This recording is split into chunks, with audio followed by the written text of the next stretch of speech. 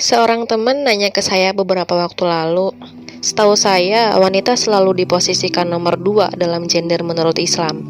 Apa hukum Islam memang sekaku itu ya dalam perkara wanita harus melayani suami yang bekerja? Pertama, mungkin kita harus ngubah cara pandang kita bahwa kita diposisikan nomor 2 ya. Pada dasarnya, wanita diikat dengan keistimewaan yang jadi jembatan kita buat ke surga. Surga itu dekat banget sama perempuan, sampai-sampai ada ungkapan bahwa surga berada di telapak kaki ibu. Maksudnya, amalan-amalan yang paling kencang ngedeketin kita ke surga, ya amalan perempuan. Ada banyak, misalnya amalan rahim, kemudian amalan menyusui, amalan melahirkan, dan yang paling hebat adalah ada pekerjaan-pekerjaan yang gak bisa diselesaikan sama laki-laki, tapi mampu dikerjain dengan baik sama perempuan.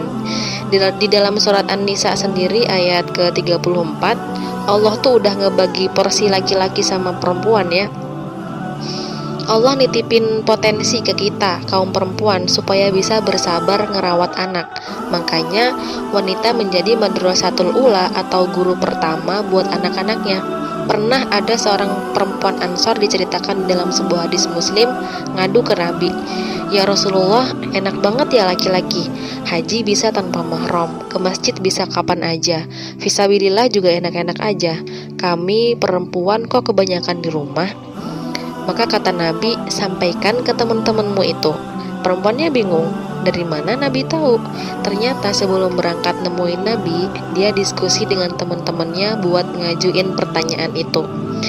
Nah, ini adalah nubuah ya. Sampaikan ke teman-teman kalian yang gak nonton video ini, apa yang dikerjain suami di luar rumah, maka perempuan bakal ngedapetin bagian pahalanya selama dia ridho dengan semua itu. Itu kata Nabi. Misalnya kita nyiapin perlengkapan suami kita buat pergi Jumatan, kemudian suami pergi berangkat ke masjid, maka semua amalan yang dikerjain suami kita di dalam masjid, kita dapat bagian pahalanya tanpa ngurangin pahala suami kita sedikit pun. Maka ketika ngedengar berita itu, perempuan Ansor ini pergi ninggalin Nabi sambil kayak ngejingkrak-jingkrak gitu ya, saking senengnya.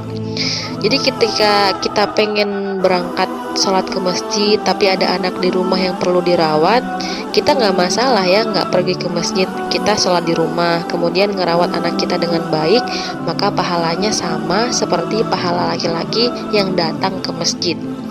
Laki-laki setiap ke masjid, setiap langkahnya dihitung pahala. Langkah pertama mengangkat derajat, kemudian langkah selanjutnya menggugurkan dosa. Tapi seorang ibu jika dia merawat anaknya dengan baik, maka setiap perawatannya menggugurkan dosa-dosa. Karenanya jangan ngerasa kecil dan jangan ngerasa nggak adil ya dengan pembagian yang udah Allah tentuin. Karena Allah lah yang mengangkat derajat kita kaum wanita. Setelah dulu di zaman jahiliyah, wanita cuman dianggap sebagai pemberi keturunan. Dulu kalau ada seorang ibu yang ngelahirin anak perempuan, maka akan dianggap sebagai aib. Dan bahkan mereka dengan tega ngubur anak perempuannya hidup-hidup.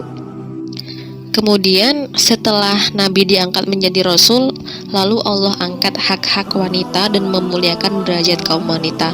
Jadi Allah memang sayang itu ya sama kita. Terus gimana sih sama perempuan-perempuan yang kepengen tetap kerja atau berkarir kayak laki-laki walaupun udah berumah tangga? Perempuan boleh ya nyalurin hobi atau bakatnya selama dia tetap bisa ngejaga kewajibannya di rumah. Itu pun kalau nggak bikin lelah ya, litashqa kalau dalam bahasa Al-Quran, supaya nggak capek. Kalau kita ngerasa bisa ngerawat anak dengan baik, tetap ngejaga mereka dengan baik, maka nggak masalah kalau kita masih kepengen berkarir atau nyalurin hobi. Kayak dulu Sayyidah Aisyah, beliau mengajar setelah ditinggal Nabi wafat. Kemudian sahabiah-sahabiah atau istri-istri kaum muslimin dulu jadi perawat juga. Jadi ketika para lelaki berperang, kaum wanitanya bekerja ngumpulin anak panah. Sebagian lagi ngerawat kaum muslimin yang terluka selama peperangan.